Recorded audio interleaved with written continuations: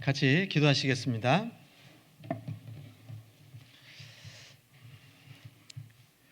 사랑과 은혜가 충만하시고 자비로우신 살아계신 하나님 아버지, 참으로 감사합니다. 하나님께서 저희를 사랑하셔서 또 불쌍히 여겨주셔서 우리의 죄와 허물을 예수 그리스도께서 친히 담당하시고 2000년 전에 십자가에서 피 흘려 돌아가심으로 우리의 모든 죄를 영원히 용서해 주시고 값없이 구원해 주신 은혜 참으로 감사합니다.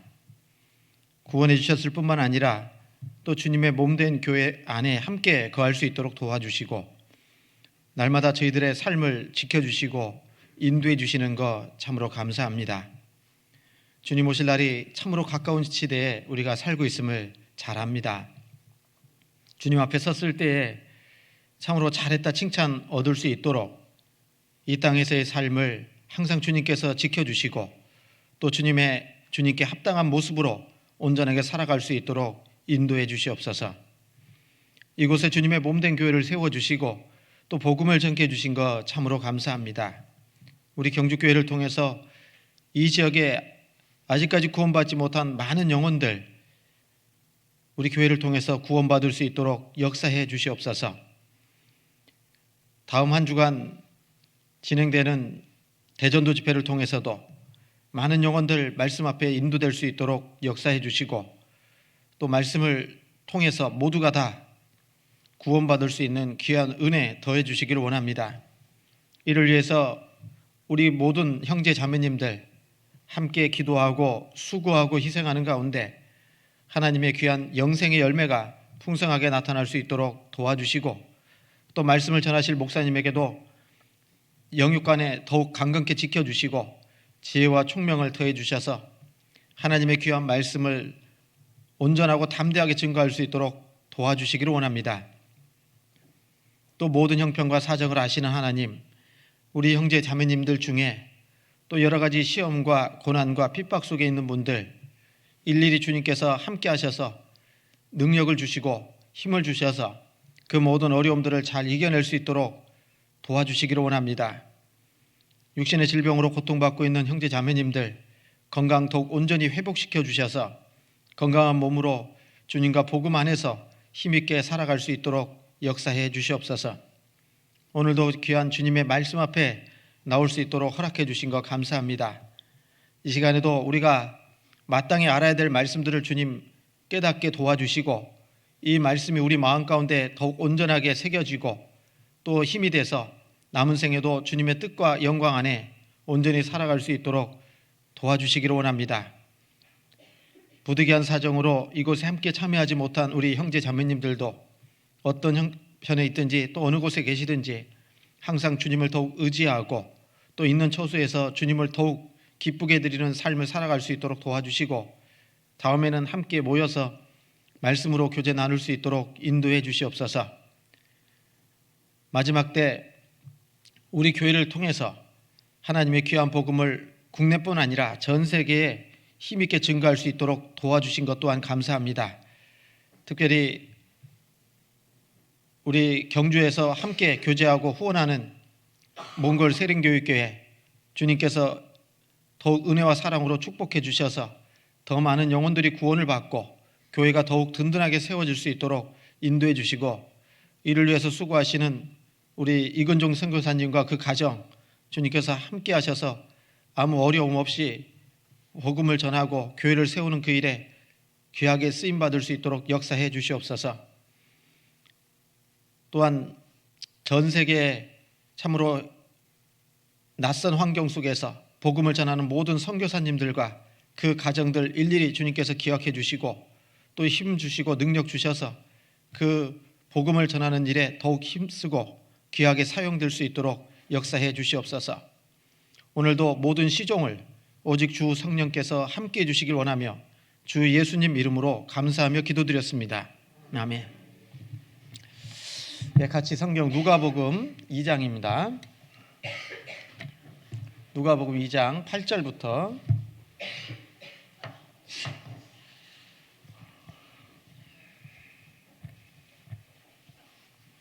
누가복음 2장 8절부터 20절까지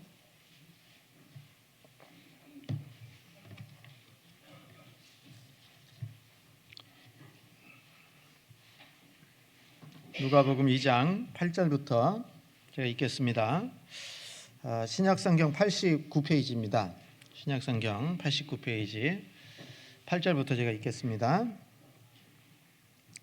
그 지경에 목자들이 밖에서 밤에 자기 양떼를 지키더니 주의 사자가 곁에 서고 주의 영광이 저희를 두루 비치매 크게 무서워하는지라. 천사가 이르되 무서워 말라. 보라, 내가 온 백성에게 미칠 큰 기쁨의 좋은 소식을 너희에게 전하노라. 오늘날 다윗의 동네에 너희를 위하여 구주가 나셨으니 곧 그리스도 주시니라. 너희가 가서 강보에 쌓여 구유에 누인 아기를 보리니 이것이 너희에게 표적이니라 하더니 호련히 허다한 천군이 그 천사와 함께 있어 하나님을 찬송하여 가로되 지극히 높은 곳에서는 하나님께 영광이요 땅에서는 기뻐하심을 입은 사람들 중에 평화로다 하니라.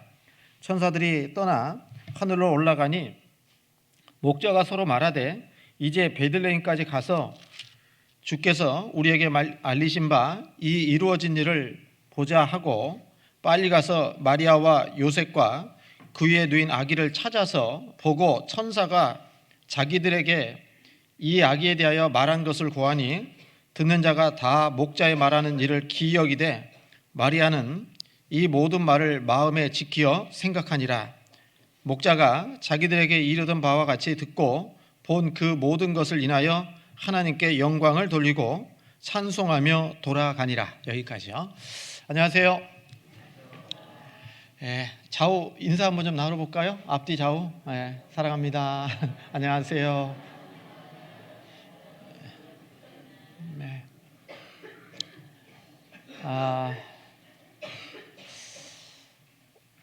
오늘 이제 시작하기 전에 우리 찬양대 찬양을 다 들었죠? 무엇을 느끼셨습니까? 저는 뒤에 앉아서 들으면서 야, 역시 많은 것이 좋구나. 우리 찬양대석에 오늘처럼 꽉 차서 이렇게 찬양하는 것이 오랜만이었는 거 아닌가 싶은 정도로 이렇게 좀 했는데 아마 그 찬양대 원 중에 립싱크 하시는 분도 있을지 몰라요. 근데 많이 서서 한 목소리로 이렇게 찬양하는 것을 보면서 한 사람이면 안 되잖아요. 10사람이면 더욱더 힘들 건데 이 찬양대에서 봉사하시는 형제자매님들이 다 같이 하는 것이 참 큰 힘이 되겠다 하는 생각을 해보면서 찬양대뿐만 아니라 우리 교회 형제자매님들이 정말 한 마음으로 복음을 전하고 그 야고보서 5장에 보면 그런 말씀이 있잖아요. 의인의 간구는 역사하는 힘이 뭐라고 했어요?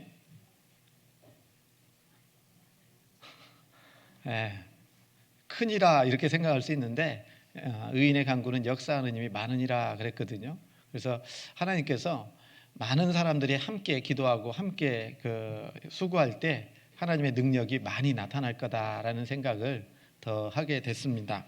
그래서 우리 형제자매님들 찬양대가 잘했는데 더 잘했으면 좋겠고 그리고 더 많은 사람들이 함께 봉사했으면 좋겠다. 또 복음 전하는 일에 우리 모든 형제자매들이 함께 귀하게 다 쓰임 받았으면 좋겠다 하는 그런 바람을 가져봅니다. 내일이 아니고 다음 주 27일부터 우리 전도 집회가 있잖아요. 올해 두 번째 전도 집회인데 같이 기억해 주시고 또 복음을 전하는 것은 어떤 목사님이 잘 전해야 되는 것도 당연한 거지만 그러나 또 먼저 구원받은 우리 형제자매들의 기도와 수고, 희생이 함께 어우러져서 하나님께서 귀한 영생의 열매도 주시는 거기 때문에 같이 또 몸은 좀 피곤하고 힘들지만 그러나 영혼을 건지는 일에 우리가 쓰임 받을 수 있다라는 것만 해도 정말 감사할 수 있잖아요. 그래서 시간을 내서 같이 또 교제했으면 좋겠고 복음 전하는 일에 다 같이 협력해 주시기를 부탁을 드리겠습니다. 너무 오랜만인데 이 성경 우리 누가복음 2장 오늘 8절부터 20절까지 말씀을 읽었습니다. 2000년 전에 예수님께서 이 땅에 오셨죠. 그게 사실이지 않습니까? 올해가 2023년이라는 말은 예수님이 이 땅에 오신 지 2023년 됐다라고 이제 통상적으로 생각할 수 있는 거거든요. 물론 정확한 연대는 약간의 좀 차이가 있을 수는 있지만 중요한 것은 예수님이 2000년 전에 이 땅에 오셨다라는 사실입니다. 그래서 예수님이 이 땅에 오신 이유가 뭐죠? 배웠어요. 괜히 왔다 간 거 아닙니다. 예수님이 이 땅에 오신 목적은 마태복음 20장에 있는 말씀처럼 인자가 온 것은 섬김을 받으려 함이 아니라 도리어 섬기려 하고 자기 목숨을 많은 사람의 대속물로 주려 함이니라라고 말씀하셨잖아요. 그러니까 예수님이 이 땅에 오신 목적은 예수님이 속죄 제물로서 그리고 이 세상의 모든 죄인들을 위해서 예수님이 이 세상에 오신 거거든요. 그래서 예수님이 하나님은 우리를 사람을 만드시고 또 인간 역사를 다스려 가시는 그 전지전능하신 하나님이 그 어떤 것보다도 사랑하는 존재가 있다면 바로 사람입니다. 그 사람을 만드신 목적은 영원한 천국에서 하나님과 함께 영원히 살기를 원하셔서 우리 사람을 하나님의 형상으로 영적인 존재로 만들었거든요. 그런데 그 아담이 죄를 범함으로 말미암아 이 세상은 죄가 들어왔고 죄로 말미암아 사망이 왔다. 지옥 가게 됐다. 그 죄인을 하나님은 사랑하시기 때문에 구원하시기를 원하셨고 그 전지전능하신 하나님은 이 세상 모든 것은 말씀으로 창조하셨지만 말씀으로 이루셨지만 죄인을 구원하는 일은 실제로 하나님이 이 땅에 오셔야 되고 그리고 사람이 돼서 피 흘려 죽으시지 않으면 죄인을 구원할 수가 없기 때문에 2000년 전에 예수님이 이 땅에 직접 오신 겁니다. 예수님은 그는 바로 하나님 자신이셔요. 그래서 예수님은 우리 죄인을 구원하기 위해서 오신 것이 분명한데 그 예수님이 이 땅에 오셔서 하신 일이 뭘까? 이것을 좀 예수님의 행적대로 쭉 살펴보려고 지금 성경을 공부하고 있습니다. 네, 살펴보니까 지난 시간에는 설 연휴 날이어가지고 이 말씀 하려다가 우상과 제사에 대한 말씀을 드려가지고 시간을 그때 다 보냈어요. 그래서 오늘 이제 이 말씀을 다시 드리려고 합니다. 자, 좀 전에도 말씀드린 것처럼 예수님이 이 땅에 오신 것은 죄인을 구원하기 위해서 오셨어요. 죄인을. 그 하나님은요, 사람이 돼서 오셨는데 하나님의 법에 로마서 6장 23절에 보면 죄의 삭은 사망이요 그랬거든요. 죄값을 우리 사람은 죄를 지어야 안 지어요? 아담의 후손으로 태어나서 죄를 짓고 살아갑니다. 그런데 그 죄를 있는 그대로 가지고 살다가 죽으면은 지옥에 갈 수밖에 없는 게 사람의 운명인 거잖아요. 맞죠? 그 죄인을 하나님은 구원하시기를 원하시는데 구원하는 방법은 좀 전에 말씀드린 것처럼 죄의 삭은 사망이다. 죄값을 반드시 치러야지만이 죄가 용서되는 거거든요. 성경에 그렇게 돼 있어요. 그래서 히브리서 9장에도 보면은 율법을 좇아 거의 모든 물건이 피로써 정결케 되나니 피 흘림이 없은즉 죽지 않으면 사함이 없느니라 라고 말씀을 하셨어요. 그래서 죄가 용서되기 위해서는 반드시 피 흘려 죽어야 되는데 우리 자신이 피 흘려 죽으면 어떻게 됩니까? 지옥 가기 때문에 그 하나님께서 나를 대신해서 죄인을 대신해서 십자가에 피 흘려 돌아가시지 않으면 우리 죄는 그대로 있는 겁니다. 그래서 대속법을 주셨고 예수님이 이 땅에 오셔서 대신 우리를 대신해서 죽으시려고 오신 겁니다. 그런데 그 예수님이 바로 누구냐?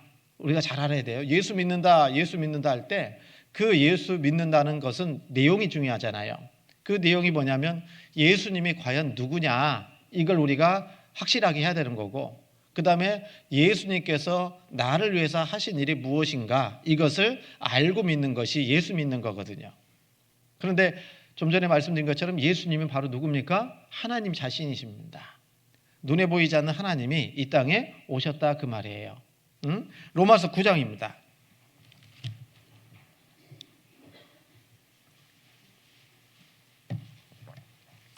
로마서 9장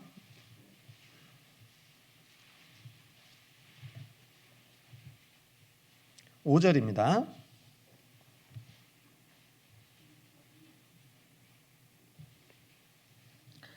로마서 9장 5절. 조상들도 저희 것이요 육신으로 하면 그리스도가 저희에게서 나셨으니 저는 만물 위에 계셔 세세에 찬양받으실 하나님이시니라. 아멘. 그랬잖아요. 눈에 보이지 않는 하나님이 사람이 돼서 오셨다. 그분을 예수님이라고 얘기하고, 그 예수님은 여기 말씀하신 것처럼 세세에 찬양받으실 하나님이시다라고 말씀하셔요. 예수님과 하나님은 같은 분이십니다. 같은 분이에요.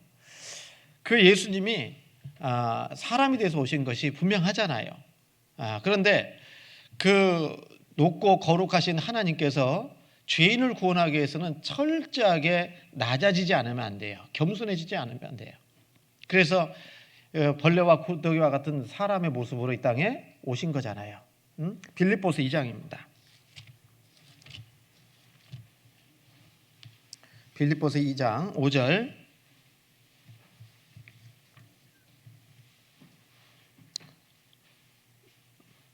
빌립보서 2장 5절. 너희 안에 이 마음을 품으라. 곧 그리스도 예수의 마음이니 그는 근본 하나님의 본체시나 하나님과 동등됨을 취할 것으로 여기지 아니하시고 오히려 자기를 비워 종의 형체를 가져 사람들과 같이 되었고 사람의 모양으로 나타나셨음에 자기를 낮추시고 죽기까지 복종하셨으니 곧 십자가에 죽으심이라. 이러므로 하나님이 그를 지극히 높여 모든 이름 위에 뛰어난 이름을 주사. 그랬는데 여기 5절에 너희 안에 이 마음을 품으라. 곧 그리스도 예수의 마음이니 그는 근본 하나님의 뭐라고 되어 있습니까? 본체시다. 하나님 자신이다. 그 말이에요. 눈에 보이지 않는 창조주 하나님이 우리 사람처럼 돼서 오신 분이 바로 누구라고요?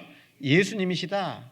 그 예수님은 하나님 자신인데, 그러면서 하신 말씀이 그는 근본 하나님의 본체시지만 하나님과 동등됨을 취할 것으로 여기지 아니하시고 오히려 자기를 비워 종의 형체를 가져 사람들과 같이 되었고 사람의 모양으로 나타나셨다. 사람이 돼서 오신 분이 바로 예수님이십니다. 그런데 그 예수님이 오셨는데 자기를 낮추시고 죽기까지 복종하셨으니 그 십자가에 죽으심이라 그랬거든요. 여러분, 그러니까 예수님은 십자가에서 죽기까지 철저하게 낮아지신 겁니다. 그 예수님을 우리가 믿고 구원을 받고 천국 갈 수 있게 해놓으시는 겁니다. 그런데 이 사실을 전하면요, 믿어야 되잖아요. 그죠? 근데 안 믿어지거든요. 처음 들으면. 그래서 구원 받기 위해서는 먼저 예수님이 어떤 분인지를 알기 전에 하나님이 정말 계신 것이 안 계신지 그 하나님의 살아계심이 분명하게 믿어져야 되는데, 그 하나님의 살아계심을 어떻게 해야 됩니까? 성경을 통해서 확인해 봐야 되는 겁니다. 태초에 말씀이 계시니라. 이 말씀이 하나님과 함께 계셨으니 이 말씀은 곧 뭐라고 했어요? 하나님이시니라. 그러니까 이 하나님의 말씀을 통해서 하나님을 알 수 있도록 해주신 거예요. 그리고 구원받는 것도 너희가 거듭난 것이 썩어지시로 된 것이 아니요 썩지 아니하시로 된 것이다 그랬잖아요. 근데 그 썩지 아니하시가 뭐냐? 하나님의 살아있고 항상 있는 말씀이다. 복음의 말씀이다 라고 말씀하셔요. 그러니까 우리가 구원을 받기 위해서는, 먼저 영원히 구원받기 위해서는 이 성경이 진짜 하나님의 말씀으로 확실하게 믿어져야 됩니다. 이해 가셔요? 네? 제가 왜 이 말씀 드리냐면 오늘 처음 오신 분도 계신 것 같아서 그래요. 네? 네. 그래서 이 성경이 하나님의 말씀으로 확실하게 믿어져야 이제 그때부터 하나님이 어떤 분인지를 알고, 그리고 하나님 앞에 내가 죄인인가라는 것을, 지옥 갈 운명이 있다라는 사실을 아는 사람에게 복음이 전해질 때 구원이 확실하게 이루어지는 겁니다. 그러니까 시간이 좀 필요한 거예요. 구원받으려면. 구원은 단번에 받지만, 그러나 구원받기까지 하나님을 알고 하나님 앞에 내 자신의 운명도 알아야지만이 구원을 받을 수 있기 때문에 그런 시간들이 좀 필요한 겁니다. 그 시간을 다음 주에 내야 됩니다, 여러분. 나는 구원받았으니까 됐어 하지 마시고, 구원받은 그리스도인들도 먼저 말씀을 잘 듣고 전도하는 것도 목적이고, 또 한 가지 뭐겠어요?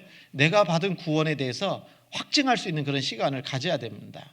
왜냐하면 히브리서 2장 3절에 있는 말씀처럼 이같이 큰 구원을 등한히 여기면 어찌 피하리요 라고 말씀하셨거든요. 정말 이 구원은 너무나도 중요한 겁니다. 이 구원이 아니면 지옥 가잖아요. 그러니까 이 구원받는 것은요, 나의 영원한 운명을 결정짓는 겁니다. 그래서 그리고 이 교회가요, 교회가 건물이 교회가 아닙니다.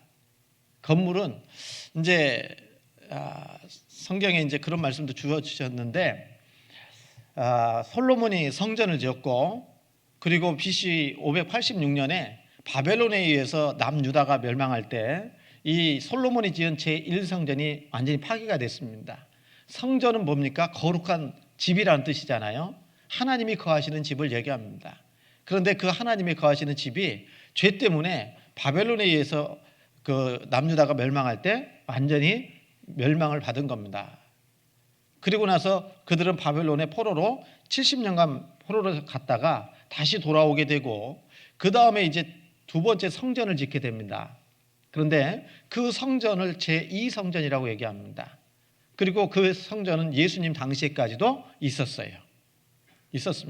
AD 70년에 로마 타이터스 장군에 의해서 예루살렘이 멸망할 때 이때 제2성전 또한 완전히 파괴되고 없어집니다. 그러면 지금 예루살렘에 가면 예루살렘에 가면 성전이 있어요, 없어요? 없습니다. 없어요. 그런데 성경에서 말씀하십니다. 성전이 뭐냐? 성령이 거하시는 전이다. 성령이 거하시는 전이다. 그러니까 우리가 구원받을 때 하나님의 성령이 내 속에 임하십니다. 내 속에요. 그리고요, 그런 얘기 많이 하는데 이스라엘 백성들이 전 세계에 흩어지게 되잖아요. 바벨론 포로로 70년간 다녀오기도 하고. 그러니까 흩어진 유대인들이 하나님의 말씀을 배워야 되고 하나님의 말씀으로 가르침을 받아야 되기 때문에 그 유대인들이 사는 곳에 회당을 지었어요. 회당 아시죠? 이스라엘 땅에도 회당이 있었습니다. 그 회당이라는 것이 뭐 하는 곳이냐? 하나님의 율법을 배우고 가르치는 곳이에요. 하나님의 뜻을 알고. 그런데 회당은 있었지만 이제 성전은 완전히 파괴된 거잖아요. 그래서 교회가 뭘까 생각해 보면, 교회는 성경에 그렇게 말씀하셔요. 교회는 구원받은 사람들의 모임이 교회라고요. 이 건물이 교회가 아니라 구원받은 사람들의 모임이 교회다, 이렇게 정의를 내리고 있거든요. 그리고 구원받을 때 하나님께서, 성령께서 우리 각 사람에게 임하십니다. 그러니까 너희 몸은 너희가 하나님께로부터 받은 바 너희 가운데 계신 성령의 천인 줄을 알지 못하느냐 그랬잖아요. 그러니까 구원받을 때 우리 몸이 성전이 되는 거예요. 맞죠? 그리고 교회 안에 주님이 계시기 때문에, 성령이 계시기 때문에 교회가 성전이라고 얘기할 수 있습니다. 그러니까 무형의 성전인 거예요. 무형의 성전. 그리고 교회는 가르침 받는 겁니다. 그러니까 예전에 성전이 있고 회당이 있다 그러면 교회의 개념은 성전보다는 회당 개념이 더 강해요. 실은요. 무슨 얘기인지 알죠? 그러니까 우리 몸은 성전이지만 교회는 뭐합니까? 가르칠 교, 모일 회자예요. 가르침 받는 곳입니다. 그러니까 유대인들도 예전에는 회당에서 가르침을 받고 성전에서 하나님께 제사를 드렸거든요. 맞잖아요? 그러니까 우리는 교회에서 뭐 해야 됩니까? 하나님 말씀으로 가르침을 받고 성전된 이 몸을 가지고 하나님께 예배하고 제사 드리는 거예요. 그래서 지금 1시간 반 정도 이렇게 말씀 드리잖아요. 좀 민원이 많이 들어오더라고요. 요즘 좀 길게 한다고. 네? 그래서 앞에 계신 목사님들이 너무 짧게 하니까 제가 지난주에도 여기서 말씀 들었는데요, 12시 몇 분에 끝내더라고요. 저러시면 아니 되옵니다. 속으로 난 다음 주 어쩌라고. 그런데 이 1시간 반 정도의 설교 말씀을 듣고 가르침 받는 겁니다. 그리고 이제 세상으로 나가잖아요. 돌아가시잖아요. 죽는다는 얘기가 아니고 왔던 대로 다시 이제 생활을 하시잖아요. 삶의 현장에 가서 배운 말씀을 가지고 실천하는 거예요. 그게 하나님께 드리는 예배의 삶이다고요. 예? 그러니까 교회는 구원받은 사람들의 모임입니다. 건물보다는 모임이에요. 모임이고 그 교회 안에 딱 들어오려면 어떻게 해야 되냐?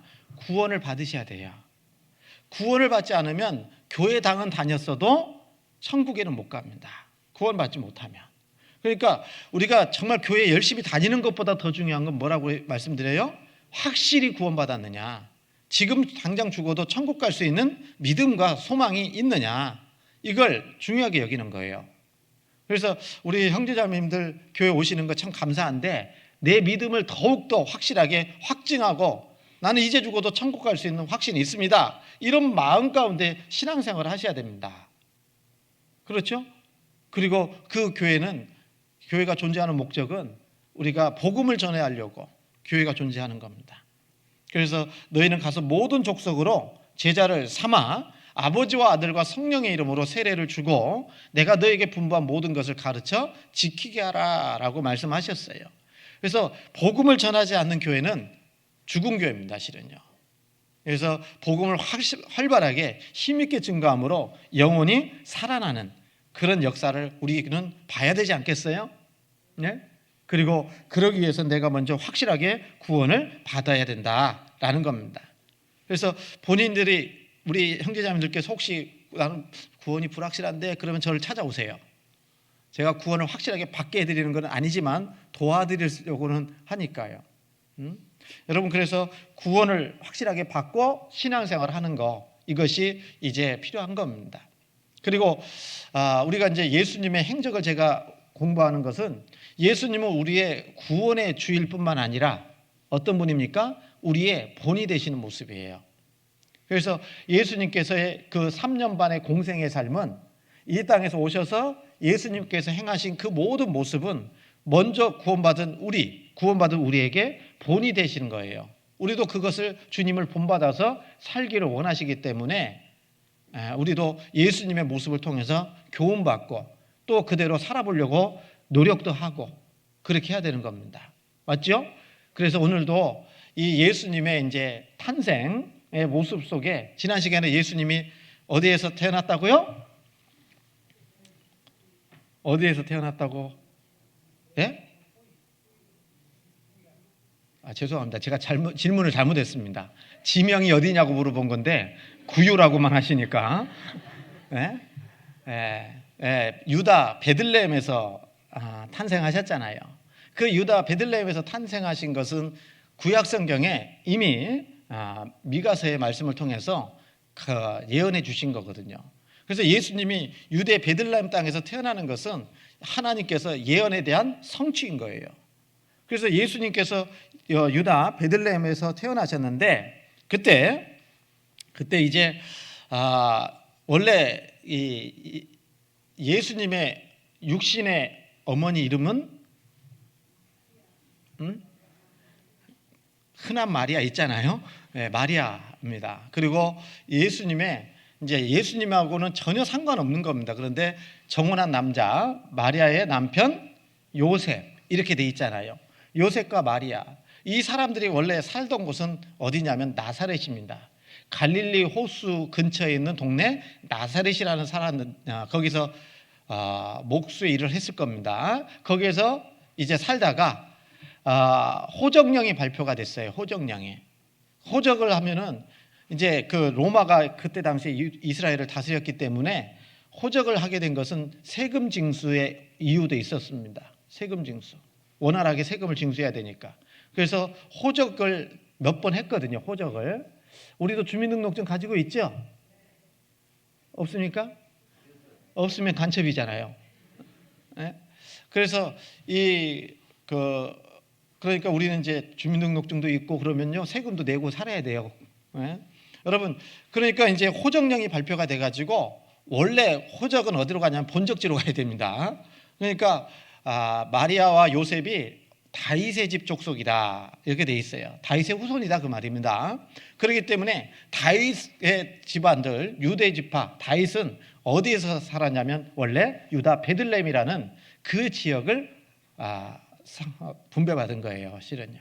그러니까 거기서 이제 가야 되는 겁니다. 원래 고향이 그쪽으로 가야. 그러니까 만삭인 상태에서 이 마리아가 유다 베들레헴까지 가게 된 겁니다. 굉장히 긴 여행을 한 거예요.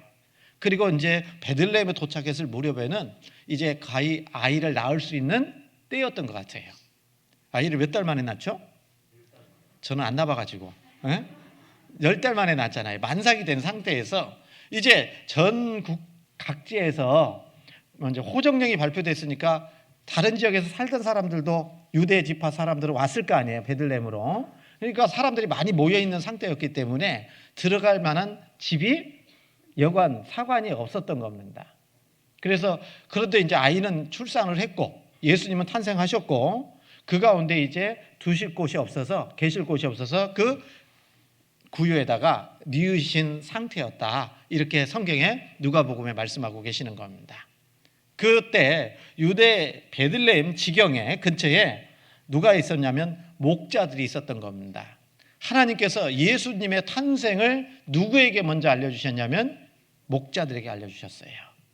이 목자들은 지난 시간에 제가 이제 말씀드렸는데 이 목자들은 정말 성실하고 근면했고 그리고 정직했던 삶을 살았던 사람들이에요.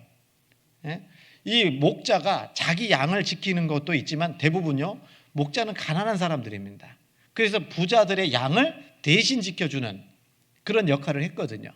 그러니까 그 주인이 보든 안 보든 성실하게, 그리고 밤에 목자가 양을 지키고 있었다라는 것은요 밤잠 안 자고요 게으르지 않고 성실하게 양을 돌보는 모습을 볼 수가 있거든요.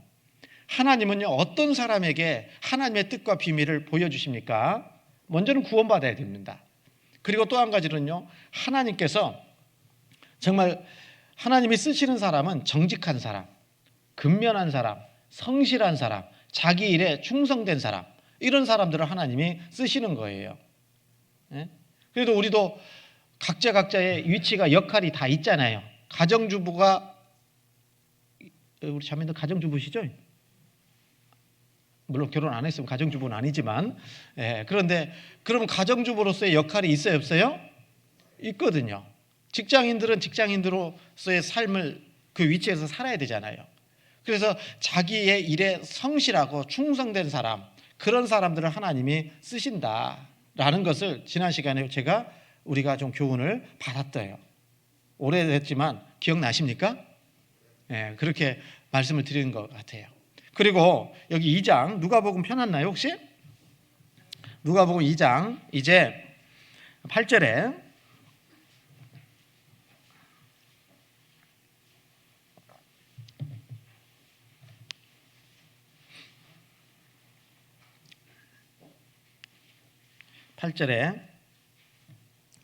그 지경에 목자들이 밖에서 밤에 자기 양떼를 지키더니 9절 주의 사자가 곁에 서고 주의 영광이 저희를 두루 비치매 크게 무서워하는지라. 주의 사자가 9절 말씀에 주의 사자가 곁에 서고, 누구 곁에요? 목자들의 곁에 서고, 그리고 주의 영광이 저희를 두루 비치매 크게 무서워하는지라 그랬어요. 여기 주의 영광이 저희를 두루 비쳤다라고 말씀하십니다. 이 영광이라는 말씀을 주셨는데 이 영광이라는 것은 영원하고 거룩한 하나님의 존재를 말할 때 영광 이렇게 얘기합니다. 그리고 하나님이 그리고 그분의 임재를 나타낼 때 주로 사용하는 표현이 하나님의 영광이에요. 주의 영광. 그래서 그 거룩하신 하나님, 전지전능하신 창조주 하나님, 그분의 임재를 말할 때 주의 영광 이렇게 말씀한다 그 말이거든요. 그래서 성경에 보면요, 이 예수님과 관련해서 쓰는 단어 중에 많은 부분들이 주의 영광 이것을 말씀하고 계셔요. 그래서 로마서 6장을 보시죠. 로마서 6장.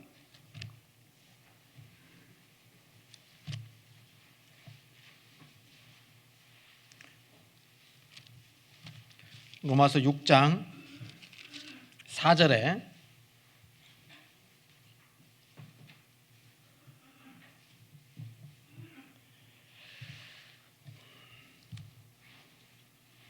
로마서 6장 4절에 그러므로 우리가 그의 죽으심과 합하여 세례를 받음으로 그와 함께 장사되었나니 이는 아버지의 영광으로 말미암아 그리스도를 죽은 자 가운데서 살리심과 같이 우리로 또한 새 생명 가운데서 행하게 하려 함이니라.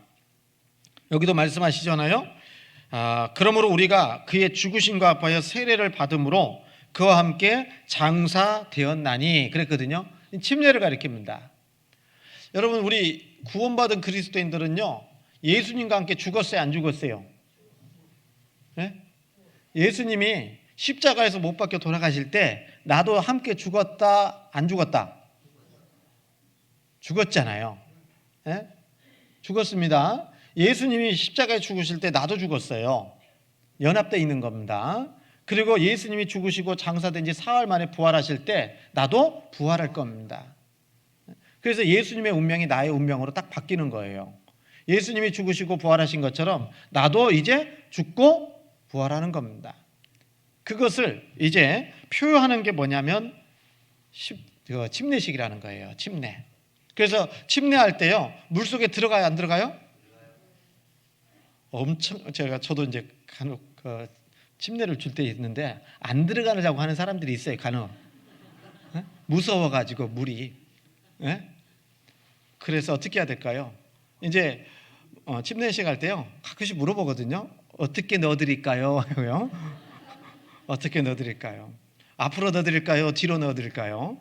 이제 보통 뒤로 이렇게 뉘어서 물속에 머리에서부터 발끝까지 다 들어가야 됩니다. 머리카락까지 다. 그래서 하는데 이렇게 넣는데 정말 어떤 분은 이렇게 몸이 좀 불편하신 분들은 이렇게 좀 밑으로 그냥 누르거든요. 이렇게 앉으시라고. 근데 안 앉는 분도 있어요. 그래서 어떻게 해? 때로는 그런 얘기도 하던데 저는 그런 적 없는데 발 걸지 말라고. 발을 걸어가지고 집어넣으면은요 당황스럽잖아요. 그래서 이 침례는 물속에 들어가는 것은 나는 주님과 함께 죽었다, 장사됐다. 그리고 물속에서 올라올 때는 나는 주님과 함께 이제 새 생명 가운데서 살 거다. 이것을 표현한 게 침례식이에요. 그래서 갈라디아서 2장 20절에 그러므로 내가 그리스도와 함께 십자가에 못 박혔나니 그런즉 이제는 내가 산 것이 아니요 오직 그리스도께서 내 안에 사신 것이라. 그렇잖아요. 그래서 주님이 죽으실 때 나도 죽었고 주님이 부활할 때 나도 부활한다. 이것을 말씀하는 겁니다. 그러면서요, 이 침례에 대한 말씀인데 장사되었나니 그렇게 하신 이유는 이는 아버지의 영광으로 말미암아 그리스도를 죽은 자 가운데서 살리신과 같이 우리로 또한 새 생명 가운데서 행하게 하심이라. 우리가 구원받고 신앙생활 하잖아요. 이게 아버지의 영광으로 말미암아 그랬거든요. 예수님이 십자가에서 죽으시고 부활하신 것 또한 하나님과 함께 하신 겁니다. 맞죠? 우리도 마찬가지예요. 우리도 구원받고 신앙생활 하잖아요. 우리 주님이 함께 하시는 거예요. 그래서 자주 말씀드리지만 예수님의 이름이 예수라는 이름도 있지만 임마누엘이라는 이름도 있잖아요. 임마누엘은 하나님이 우리와 함께 계시다라는 뜻이에요. 그러니까 우리는 구원을 받았잖아요. 구원받을 때 예수님 우리의 구주가 되셨어요. 그리고 또한 우리의 주님이셔요. 그리고 임마누엘의 하나님으로 우리와 늘 함께 계십니다. 성령으로 함께 계셔요. 맞죠? 그래서 신앙생활 하는데 우리 하나님이요, 우리를 내버려 두시는 게 아니라 우리와 늘 함께 해주시면서 지켜주시고 보호하시고 인도해 가시는 것이 하나님의 영광이에요. 하나님의 영광입니다. 그래서 여기도 말씀하신 것처럼 아버지의 영광으로 말미암아 그리스도를 죽은 자 가운데서 살리신과 같이 우리로 또한 새 생명 가운데서 행하게 하려 함이라. 여러분, 우리는 이제 구원받았다면 새로운 생명, 새 생명 가운데 살아가고 있는 겁니다. 고린도후서 5장 17절에 있는 말씀처럼 이전 것은 지나갔으니 보라 새 것이 되었도다. 새 것 됐어요, 안 됐어요? 근데 새 것이 됐으면 어떻게 해야 됩니까? 새 것처럼 살아야 돼요, 한 것처럼 살아야 돼요? 예. 그래서 새 생명 가운데 행하게 하나님이 하시려고 우리를 구원해 주셨다라고 말씀하시는 겁니다. 그래서 이 영광, 하나님의 영광, 아버지의 영광 할 때 이 말은 하나님의 임재를 말한다, 이렇게 얘기할 수 있는 겁니다. 그리고 예수님도요, 뭐라고 되어 있습니까? 예수님도 말씀하시기를 영광의 주, 이렇게 말씀하고 계셔요. 영광의 주. 그러니까 그 고린도전서 2장 8절에 보면 예수님을 유대인들이 죽였는데 이 지혜는 이 세대의 관원이 하나도 알지 못하였나니 만일 알았다면 영광의 주를 십자가에 못 박지 아니하였으리라 라고 말씀하시거든요. 그 영광의 주가 바로 예수님을 십자가에 못 박지 않았을 거다, 예수님을 바로 알았다면, 이런 말이잖아요. 그러니까 영광 하면 누구하고 연결시킨다고요? 하나님 그리고 예수님, 이렇게 말씀드릴 수 있는 겁니다. 그리고 누가복음 2장에 보면 그 하나님의 영광이 목자들에게 나타났고 두루 비치매라고 말씀하셨어요. 두루 비치다 했는데 이 비치다라는 말은 그 비치다 또는 번쩍이다라는 뜻을 말 가지고 있는데 이 정확한 의미는 이때 말씀은 뭐뭐 주위를 비추다, 이런 뜻을 가지고 있습니다. 주위를 비추다. 그러니까 이 천사가 나타나가지고 주의 사자가 나타나서 목자들 주위에서 하나님의 영광을 비췄다, 이런 의미죠. 그러니까 주의 영광이 그들 주위에 비쳤다라는 뜻을 가지고 있습니다. 그러니까 하나님의 임재를 느끼게 한 거예요. 그 주의 사자가 그 목자들에게 그 주님의 임재를 알게 하는 그런 모습을 설명하고 있는 겁니다. 그래서요, 우리가 이제 하나님의 영광, 이 나타나는 모습들을 우리가 성경을 통해서 쭉 보잖아요. 근데 하나님의 임재를 느끼면 즐거워요, 기뻐요? 질문을 제가 이상하게 하죠, 지금. 어찌 대답을 하라고. 네. 그 주의 영광이 딱 두루 비치니까 목자들은 어땠습니까? 목자들은 어떻게 했어요? 누가복음 2장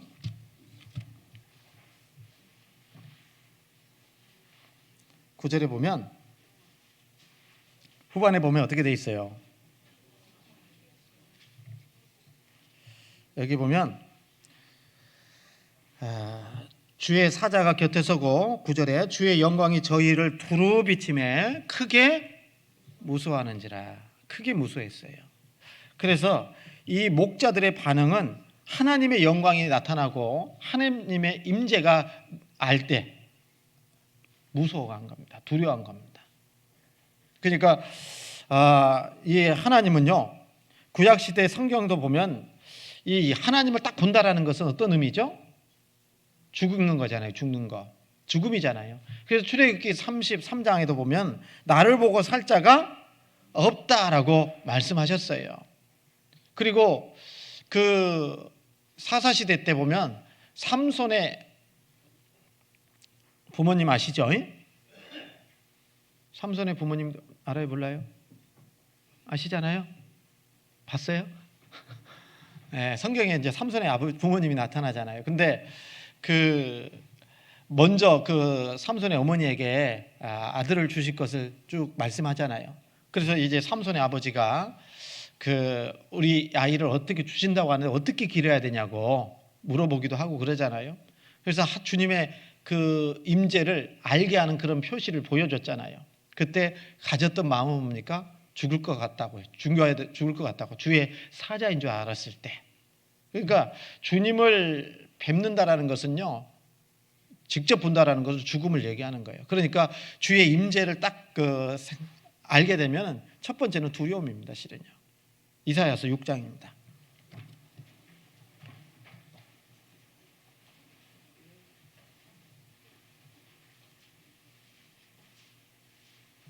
이사야서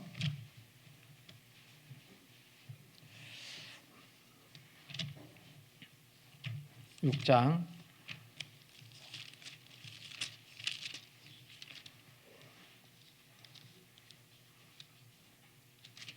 6장 5절입니다.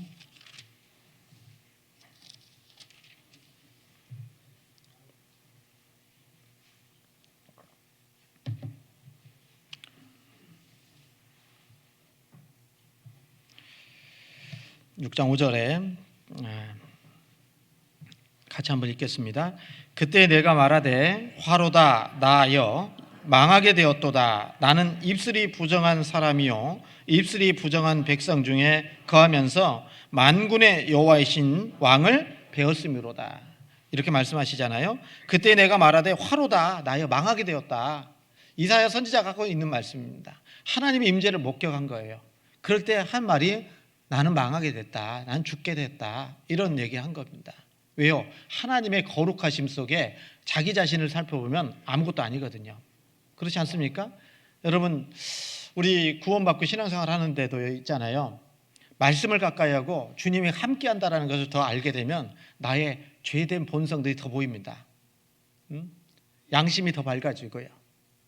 그래서 우리가 더욱더 하나님 앞에 정말 부족하다라는 거, 연약하다라는 거, 그것을 더 알게 되는 것이 당연한 거예요, 실은요.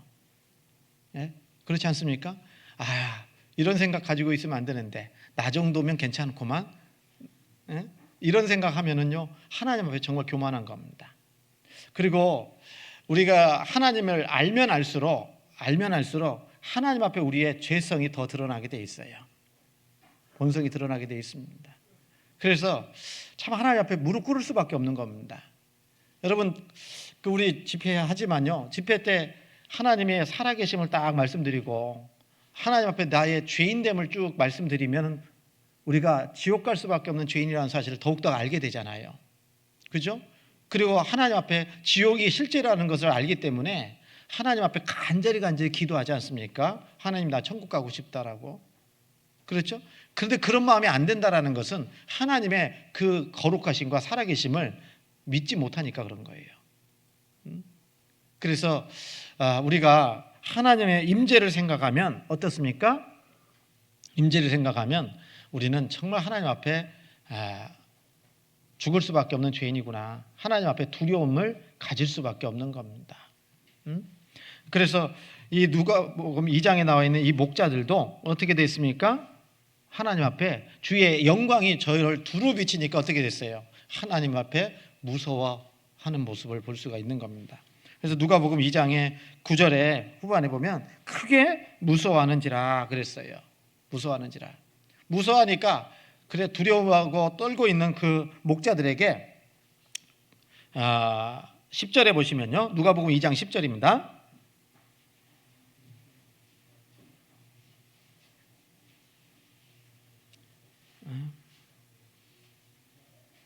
10절에 천사가 이르되 무서워 말라. 보라, 내가 온 백성에게 미칠 큰 기쁨의 좋은 소식을 너희에게 전하노라 라고 말씀하셨습니다.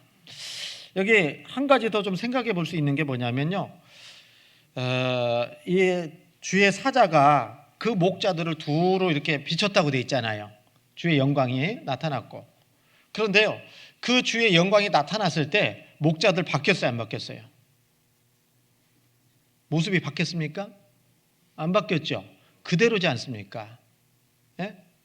이 목자가 아까 말씀드린 것처럼 가난한 분들인데, 물론 부자도 있겠지만요, 대부분 가난한 사람들이었을 거예요.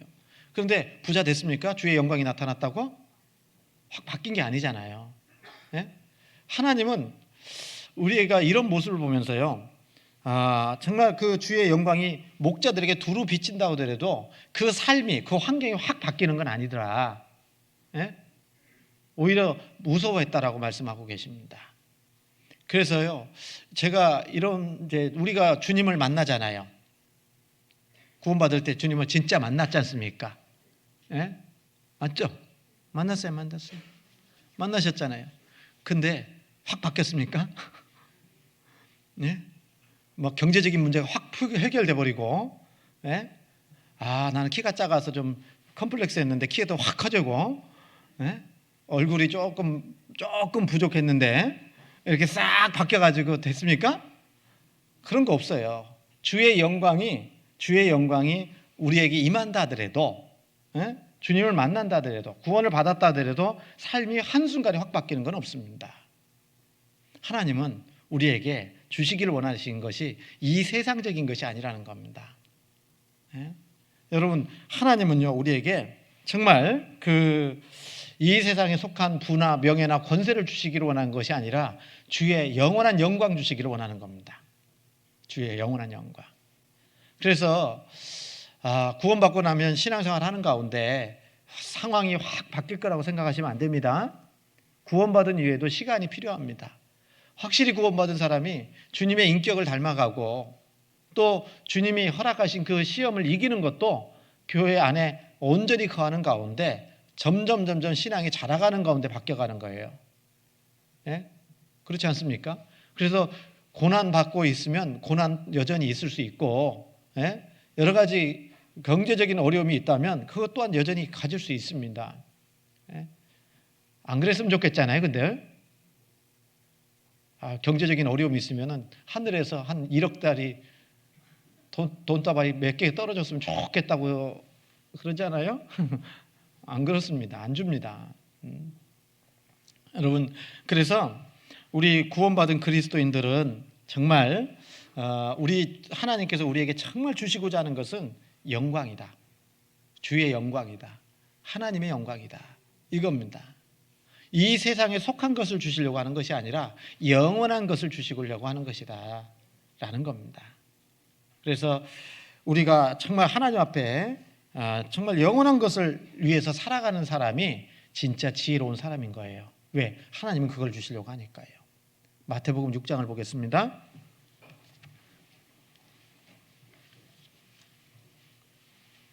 (6장 2절)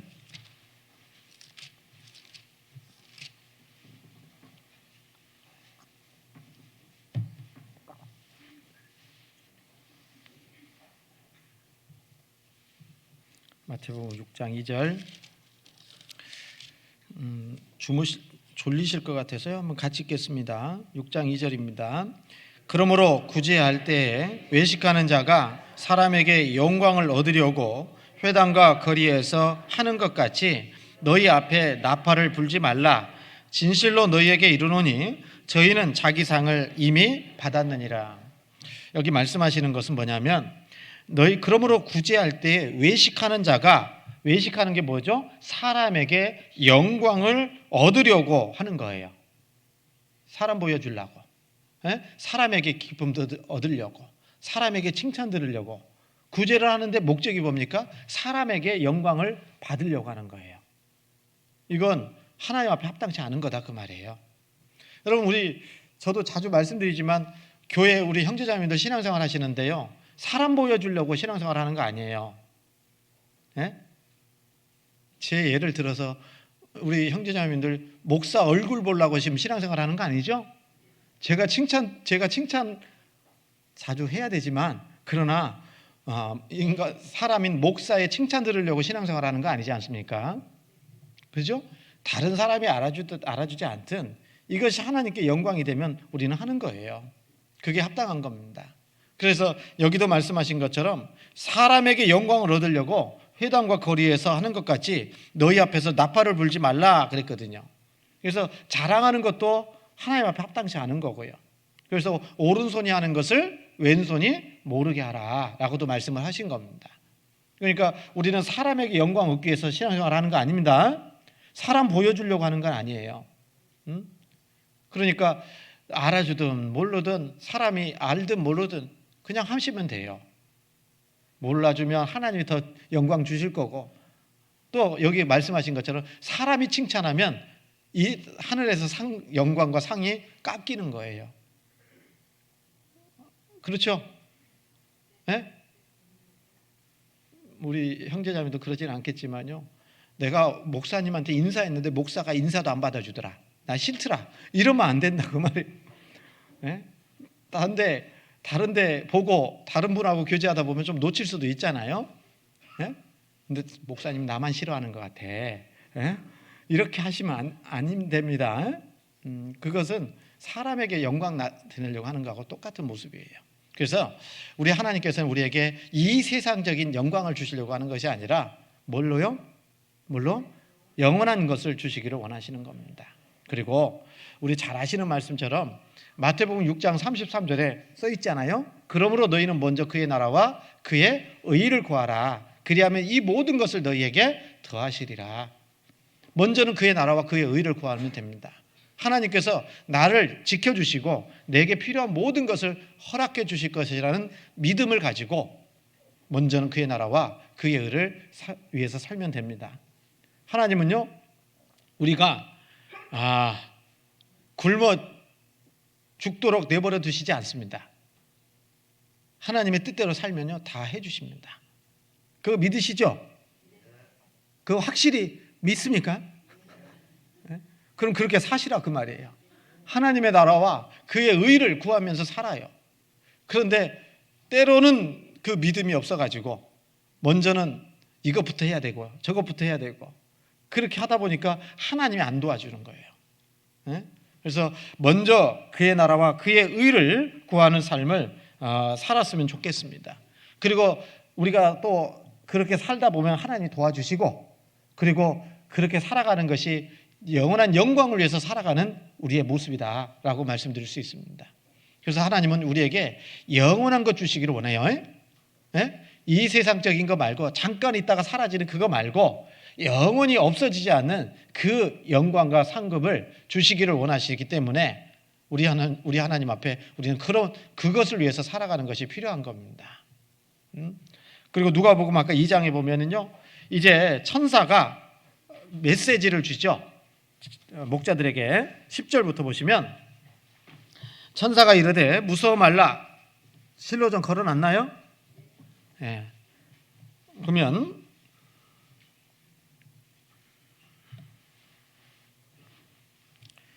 10절에 천사가 이르되 무서워 말라. 보라 내가 온 백성에게 미칠 큰 기쁨의 좋은 소식을 너희에게 전하노라. 오늘날 다윗의 동네에 너희를 위하여 구주가 나셨으니 곧 그리스도 주시니라. 너희가 가서 강보에 쌓여 구유에 누인 아기를 보리니 이것이 너희에게 표적이니라 하더니 호련히 허다한 천군이 그 천사와 함께 있어 하나님을 찬송하여 가로되 지극히 높은 곳에서는 하나님께 영광이요 땅에서는 기뻐하심을 입은 사람들 중에 평화로다 하니라. 이 목자들에게 천사가 첫 번째로 말해준 게 뭐냐면 무서워 말라 그랬어요. 무서워 말라. 왜 무서워 말라 그랬어요?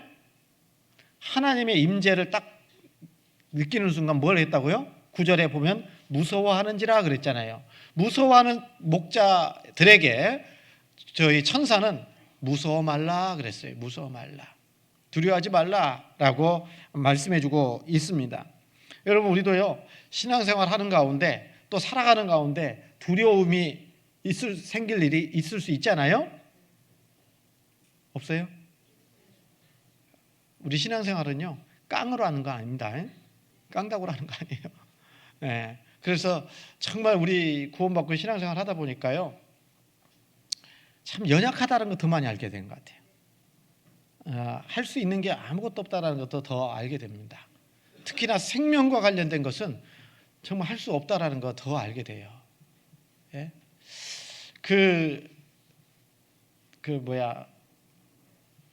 어떤 경우에는 있잖아요. 너무너무 고난받고 있는 형제자매들 계실 때 신방 가고 어떤 병원 가고 해서 위로하러 갈 때가 있잖아요. 근데 딱 상황을 들어보면 아무 얘기를 할 수가 없어요. 아무 말을 못해요. 어떠한 말도 위로가 안 될 때가 있겠죠. 네? 그래서 무엇인가 해주고 싶어도 해줄 수 있는 게 아무것도 없다라는 거예요. 참 그때 정말 인간의 무력함, 연약함, 무기력함을 너무나도 철저하게 깨닫게 됩니다. 여러분 하나님 앞에 그 무력함과 연약함도 깨닫기 때문에 우리에게 닥치는 모든 일들이 담대하게 헤쳐나갈 수 있는 것은 아닐 때도 있어요. 어떨 때는 정말 두려움이 우리를 엄습할 때가 많습니다. 그렇잖아요? 그때 하나님은 우리를 아시고 뭐라고 대답하실까요? 뭐라고 말씀하실까요? 천사가 목자들에게 하는 말씀처럼 두려워 말라, 무서워 말라라고 말씀하셔요. 우리 구원받은 그리스도인들도요, 이 세상을 살아가면서 정말 하나님께서요, 정말 무서워하고 두려워할 그런 삶보다는 하나님이 나와 함께 하신다는 걸 믿고 담대하게 기쁨으로 살았으면 좋겠어요. 맞죠? 네? 제가 제일 좋아하는 말씀 중에 하나가 이건데, 제가 자주 드렸는데 무슨 말씀일까요? 이사야 41장 10절 말씀. 뭔 말인데요? 찾겠습니다.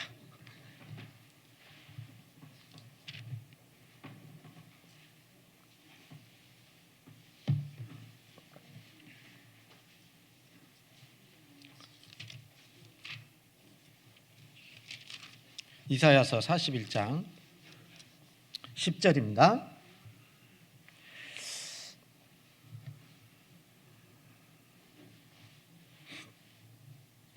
같이 한번 읽어볼까요? 두려워 말라, 내가 너와 함께함이니라. 놀라지 말라, 나는 내 하나님이 됨이니라.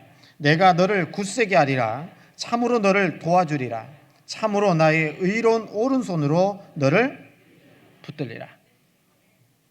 이 말씀 확실하게 믿어지세요? 구원받은 하나님의 자녀들에게 주시는 말씀입니다. 두려워 말라, 내가 너와 함께함이니라. 놀라지 말라, 나는 내 하나님이 됨이니라. 두려워하지 말고 놀라지 말라 하시면서요, 나는 내 하나님이 됨이니라. 내가 너를 굳세게 하리라. 참으로 너를 도와주리라. 참으로 나의 의로운 오른손으로 너를 붙들리라. 하나님 붙들어 주실 겁니다. 그게 약속입니다. 약속 믿고 우리는 담대하게 신앙생활을 하는 거 하나님이 기뻐하십니다. 천사가 나타나서 목자들에게 무서워하고 있는 그들에게 무서워 말라. 왜 무서워하지 말라고 했을까요? 메시지가 심판하게 오신 메시지가 아니기 때문에 그래요. 어떤 메시지 주시려고 했어요? 구주 예수님의 탄생을 알려주려고 왔잖아요. 성경, 이건 복된 소식이잖아요. 누가복음 2장에 보면 무서워 말라, 10절에 무서워 말라, 보라 내가 뭐 한다고 했습니까? 온 백성에게 미칠 큰 기쁨의 좋은 소식을 너희에게 전하노라 그랬잖아요. 좋은 소식 전하려고 온 거예요. 이 천사가 이 목자들에게 나타난 것은요, 뭐 하려고 왔다고요? 니들 책망하려고, 이 목자들을 책망하려고 나타난 것이 아니라 여기 말씀하신 것처럼 내가 온 백성에게 미칠 큰 기쁨의 좋은 소식을 너희에게 전하기 위해서 왔다라는 거잖아요. 그러니까 무서워할 이유가 없다 그 말이에요. 맞죠? 네? 좋은 소식 전해주려고 왔는데 벌벌벌 떨고 있으면 되겠냐 그 말이거든요. 이 온 백성에게 미칠 큰 기쁨의 좋은 소식이 뭘까요? 좋은 소식, 복된 소식 뭐죠? 예수님의 탄생이에요. 예수님의 탄생. 이 세상 모든 사람들에게 가장 큰 좋은 소식, 복된 소식은 예수님의 탄생이다 그 말이에요. 맞죠? 왜 그러냐면 이 세상은 아담의 죄로 인해서 영원히 사람들이 지옥 갈 수밖에 없는 운명에 살고 있잖아요. 이 죄를 누가 해결할 수 있어요? 사람 스스로는 해결할 수가 없습니다. 그렇기 때문에 하나님이 오신 거예요. 이 죄 문제를 해결해 주시기 위해서 인간의 가장 근본적인 문제를 해결해 주실 수 있는 분이 바로 예수님이신데, 그 예수님이 이 땅에 오신 거다, 이것을 전하려고 온 거예요. 이것만큼 기쁜 소식, 좋은 소식은 없다 그 말이에요. 그래서 예수님은요, 인생의 모든 문제 해결해요 못해요? 하잖아요. 그리스도께서 이 땅에 오셔서 온 인류의 그 죄 문제를 해결해 주실 수 있는 탈출구를 제공하시잖아요. 로마서 3장입니다. 로마서 3장. 로마서 3장 21절입니다.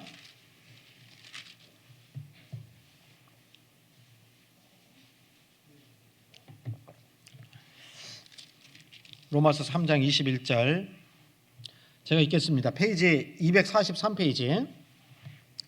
이제는 율법 외에 하나님의 한 의가 나타났으니 율법과 선지자들에게 증거를 받은 것이라. 율법과 선지자들에게 증거를 받았다라는 말은 구약 성경에 예언됐다 그 말이거든요. 구약 성경에 약속하신 분을 말하는 겁니다. 증거를 받은 것이라 곧 예수 그리스도를 믿음으로 말미암아 모든 믿는 자에게 미치는 하나님의 의인이 차별이 없느니라. 모든 사람이 죄를 범하였음에 하나님의 영광에 이르지 못하더니 그리스도 예수 안에 있는 구속으로 말미암아 하나님의 은혜로 값없이 의롭다 하심을 얻은 자 되었느니라. 이 예수를 하나님이 그의 피로 인하여 믿음으로 말미암는 화목제물로 세우셨으니 이는 하나님께서 길이 참으시는 중에 전에 지은 죄를 간과하심으로 자기의 의로우심을 나타내려 하심이니 곧 이때에 자기의 의로우심을 나타내사 자기도 의로우시며 또한 예수 믿는 자를 의롭다 하려 하심이니라. 그런즉 자랑할 때가 어디뇨? 있을 수가 없느니라. 무슨 법으로냐? 행위로냐? 아니라 오직 믿음의 법으로니라. 그러므로 사람이 의롭다 하심을 얻는 것은 율법의 행위에 있지 않고 믿음으로 되는 줄 우리가 인정하노라. 인정한다는 거 안다 그 말이에요. 믿는다 그 말입니다. 여러분 이 말씀 잘 아시죠? 이 앞부분은요, 로마서 1장은 이방인의 죄를 얘기하고 로마서 2장 그 부분은 유대인의 죄를 얘기합니다. 그래서 유대인들은 율법을 지켜서 천국 가려고 하는데 그 율법을 지켜서 천국 가는 게 아니다, 이것을 말씀하신 이후에 21절에 이제는 율법 외에 율법을 지켜서가 아니라 하나님의 한 의가 나타났으니 율법과 선지자들에게 증거를 받은 것이라. 곧 예수 그리스도를 믿음으로 말미암아 모든 믿는 자에게 미치는 하나님의 의인이 차별이 없느니라. 차별이 있어요 없어요?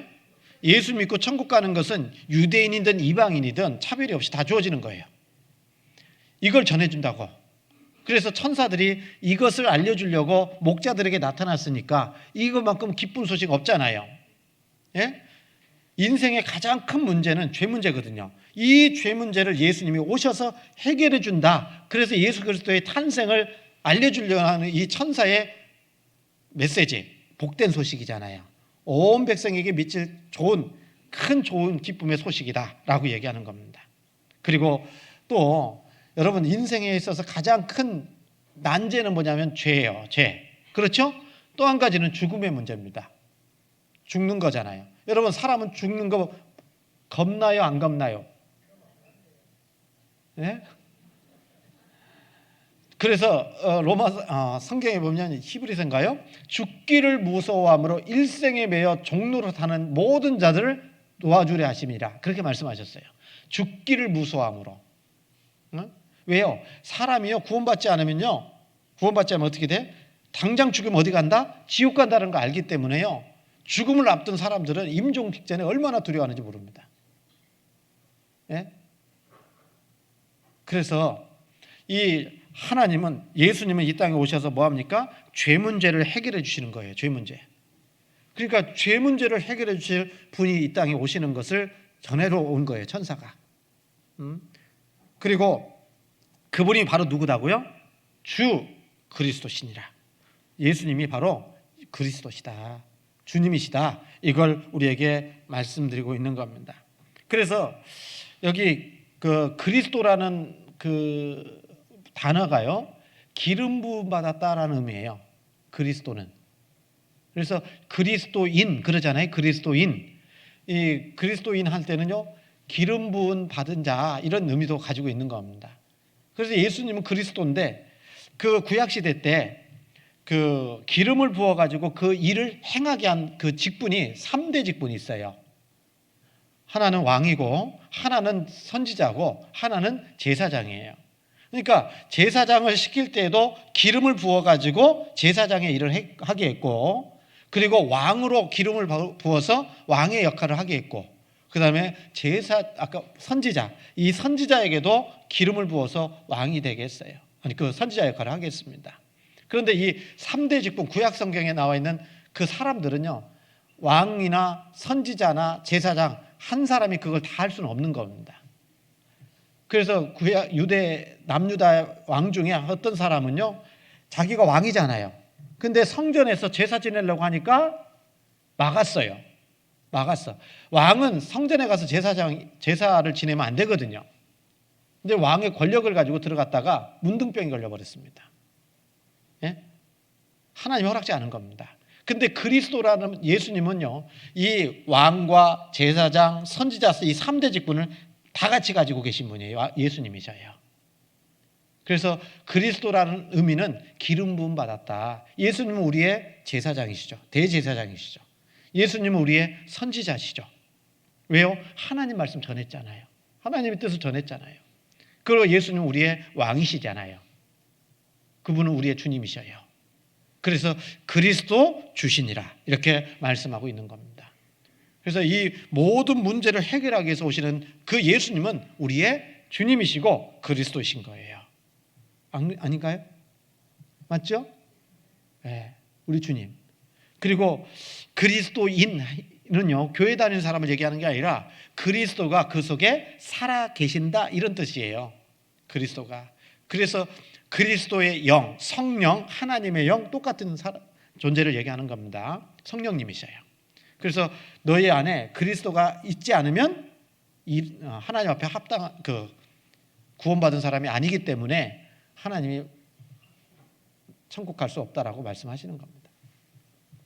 자, 예수님은 그런 분입니다. 그리고 정말 그 예수님이 오셨을 때 누가복음 2장입니다.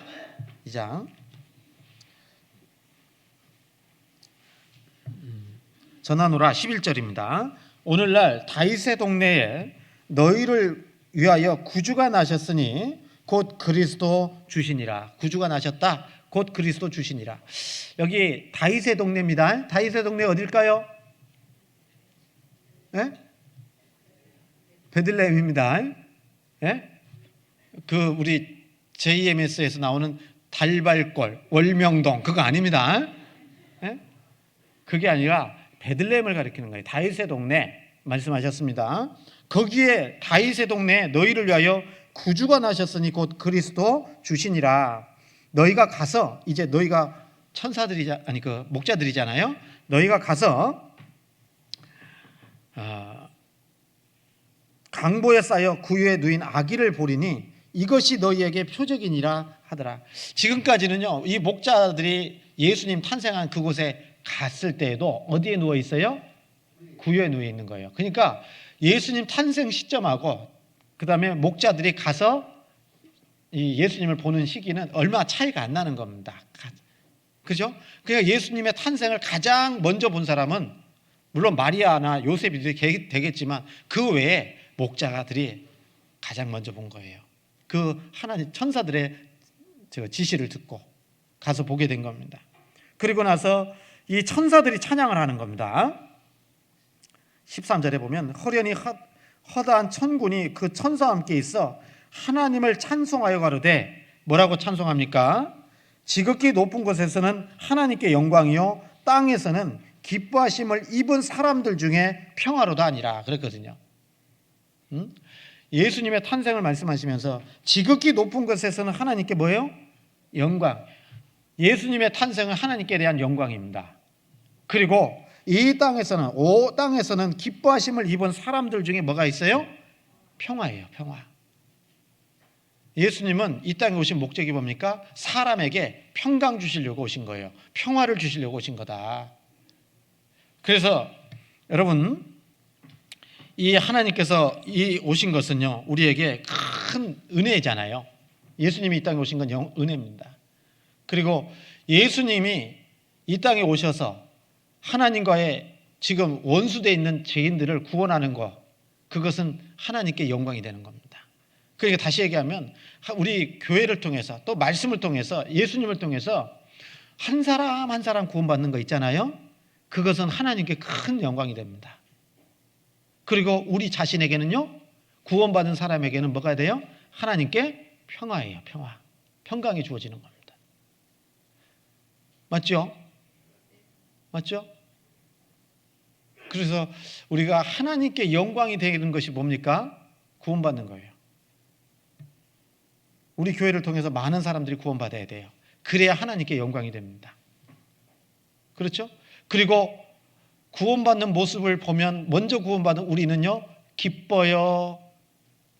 화나요? 저 사람은 구원받으면 안 되는데, 어? 그런 거 아니잖아요. 정말 내가 구원받은 것보다 더 기쁜 게 뭐냐면 한 영혼이 구원받는 게 더 기뻐요. 실은요. 안 그렇습니까? 요즘 우리 교회에 정말 계속해서 말씀 듣는 분들이 계시고, 예? 구원을 확증하시는 분도 계시고, 이런 모습을 보면 저도 이제 구원받을 때 기뻤지만, 제 자신이 천국 가게 된 구원받을 때 기뻤지만요, 또 이렇게 한 분씩 이렇게 구원받는 모습을 보면 정말 기쁨이 충만한 것 같아요. 맞죠? 예. 길게 하면 안 되니까 다음 시간에 이어서 말씀드리려고요. 그래서 여러분, 우리가요, 이 예수님이 이 땅에 오신 것은 하나님께 영광이고, 그리고 우리에게는 평화입니다. 그러죠? 그리고 죄인이 하나님과 평화가 되려면, 평강이 이루어지려면 예수님이 이 땅에 오셔서 어떻게 해야 됩니까?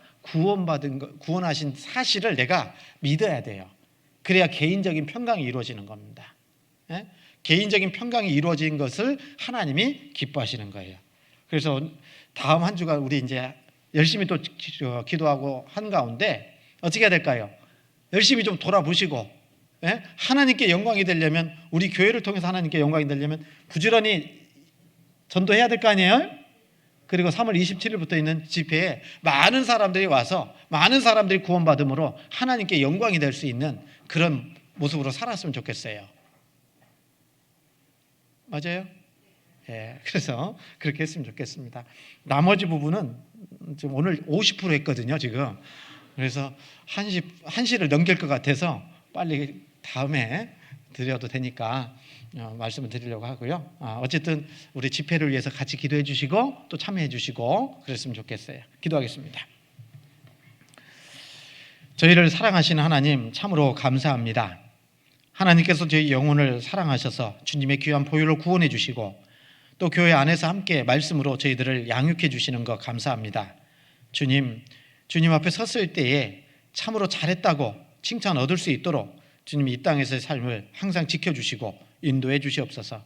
우리 교회를 통해서 주님이 이루시고자 하는 그 귀한 역사들을 온전히 이루어갈 수 있도록 도와주시고, 또 우리 형제 자매님들 형편과 사정대로 항상 은혜 더해 주셔서 하나님의 뜻과 영광 가운데 남은 생에도 힘있게 살아갈 수 있도록 도와주시옵소서. 우리 중에 한 사람도 실족하는 사람 없도록 항상 주님 지켜주시옵소서. 남은 시간도 오직 주님께만 기쁨이 되고 영광이 되는 귀한 삶을 살아갈 수 있도록 함께해 주시기 원하며, 저희를 사랑하셔서 구원해 주신 예수님 이름으로 기도드렸습니다. 아멘.